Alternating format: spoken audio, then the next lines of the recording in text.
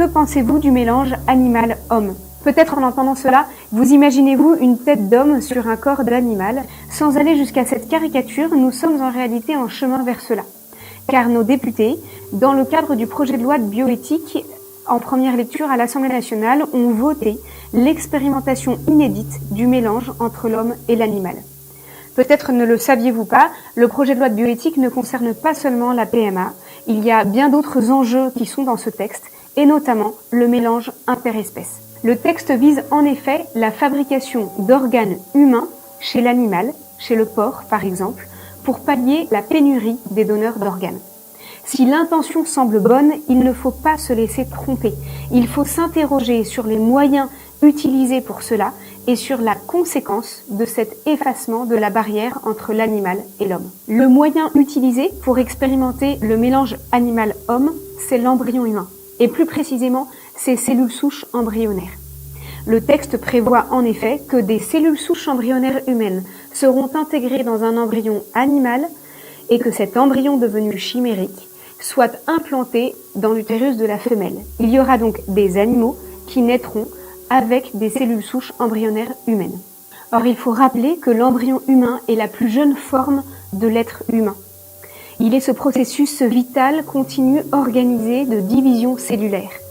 Et les cellules souches embryonnaires qui le composent sont son être même.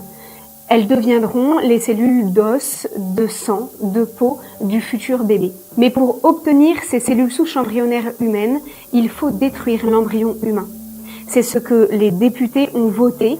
Ils ont accepté de sacrifier l'embryon humain pour expérimenter le mélange entre l'homme et l'animal. Il faut aussi préciser que les expérimentations qui ont été réalisées entre différentes espèces animales n'ont pas été concluantes. Le fait que les députés décident de tenter ces expérimentations sur l'embryon humain alors que ces expérimentations sur l'animal n'ont rien donné est choquant. Nous ne sommes même plus capables de protéger notre propre espèce. Quelle est la conséquence de ce mélange interespèces ? L'effacement de cette barrière entre l'homme et l'animal provoque plusieurs menaces pour notre humanité. Le Conseil d'État les a relayées, je vais vous en citer 3.